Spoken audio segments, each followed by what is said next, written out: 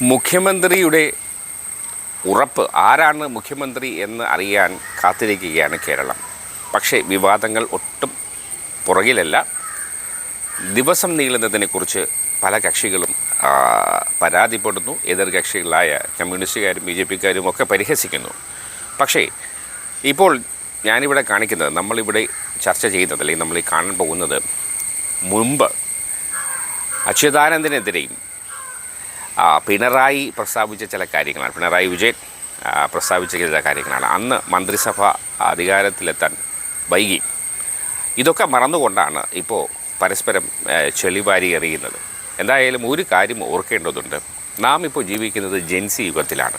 പണ്ട് പറഞ്ഞതും ഒളിച്ചു പറഞ്ഞതുമൊക്കെ അപ്പോൾ ജനങ്ങളുടെ മുന്നിൽ എത്തിക്കാനുള്ള സംവിധാനങ്ങളുണ്ട്. അപ്പോൾ ശ്രദ്ധിക്കേണ്ടത്, ഒരു പരാമർശം നമ്മൾ നടത്തുമ്പോൾ, ഒരു വാക്ക് പറയുമ്പോൾ അത് നമ്മൾ തിരിഞ്ഞു കൊത്തുമെന്ന കാര്യം പ്രത്യേകം ശ്രദ്ധിക്കണം.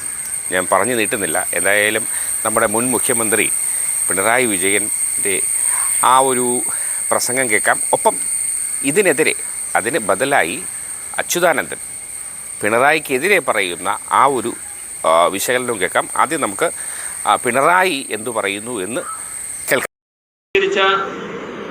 പൊതുനിലപാടിൽ നിന്ന് വ്യത്യസ്തമായ പരസ്യ പ്രസ്താവനകൾ വി എസിന്റെ ഭാഗത്തു നിന്നുണ്ടായതാണ്. അതേ നിലപാട് തുടരുകയും പാർട്ടിയിൽ ഫാസിസ്റ്റ് മനോഭാവം ആരോപിക്കുകയും ചെയ്യുന്ന പാർട്ടി വിരുദ്ധ മാനസികാവസ്ഥയിലേക്ക് വി എസ് തരം താണിരിക്കുന്നു. ചന്ദ്രശേഖരനടക്കമുള്ളവരെ പാർട്ടിയിലേക്ക് മടക്കിക്കൊണ്ടുവരാൻ ഒജ്യത്ത് പോയതിനെക്കുറിച്ച് വി എസ് അവകാശപ്പെടുന്നുണ്ട്. തീർത്തും വസ്തുതാവിരുദ്ധമായ ഒരു കാര്യമാണിത്. രാഷ്ട്രീയവും പ്രത്യയശാസ്ത്രപരവുമാണ് തന്റെ ഭിന്നതകളെന്ന് സഖാവ് വി എസ് പറയുന്നതിന് യാതൊരു അടിസ്ഥാനവുമില്ല.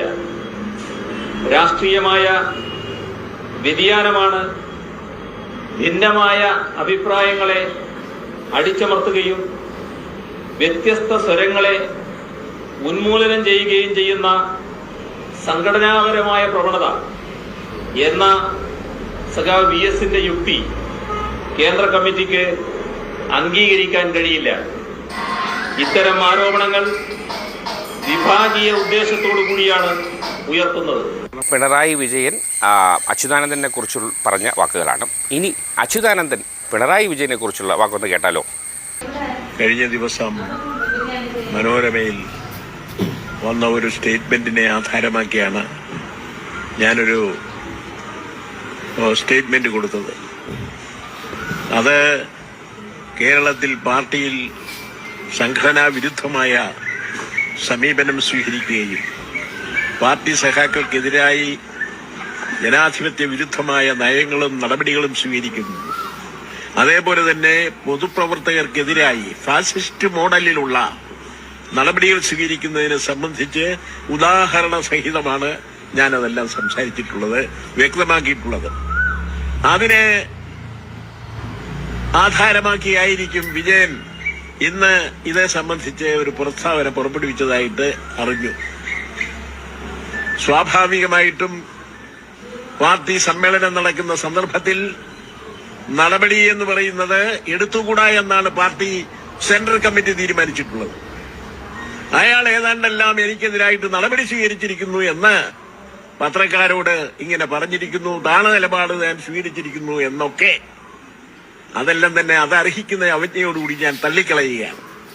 ഞാനൊരു കത്തയച്ചത് പോളിറ്റ് ബ്യൂറോയ്ക്കാണ്. പോളിറ്റ് ബ്യൂറോയിൽ നിന്ന് അത് സംബന്ധിച്ചുള്ള മറുപടിയാണ് ഞാൻ പ്രതീക്ഷിക്കുന്നത്.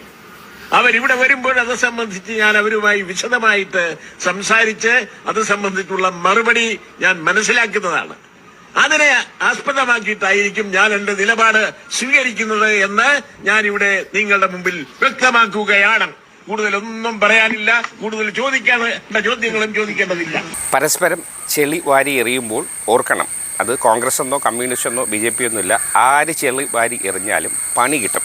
അതിന് പ്രത്യേകിച്ച് മനഃശാസ്ത്രമോ ഒന്നുമില്ല. എന്തായാലും പറയുന്ന വാക്കുകൾ സൂക്ഷിച്ച് പറഞ്ഞാൽ എല്ലാവർക്കും കൊള്ളാം. എന്തായാലും ഈ കാര്യത്തിൽ ഒരു കാര്യം കൂടെ ഓർമ്മിപ്പിക്കാം. കെ സി വേണുഗോപാൽ മുഖ്യമന്ത്രി പദം വേണ്ട എന്ന് നിരസിച്ച ആളാണ്. ആ മഹാനാണ് ഇപ്പോൾ വിവാദങ്ങളിൽപ്പെട്ടിരിക്കുന്നത്. അപ്പോൾ ഒരു രാഷ്ട്രീയ പ്രബുദ്ധതയൊക്കെ വേണ്ടേ? അപ്പോൾ എന്താ പറയുക, വാർത്തകളും വിശേഷങ്ങളും ഒന്നും അവസാനിക്കുന്നില്ലല്ലോ. മറ്റൊരു ചൂടൻ വാർത്തയെ നമുക്ക് വേഗം കാണാം. അതുവരെ have a break. Good luck.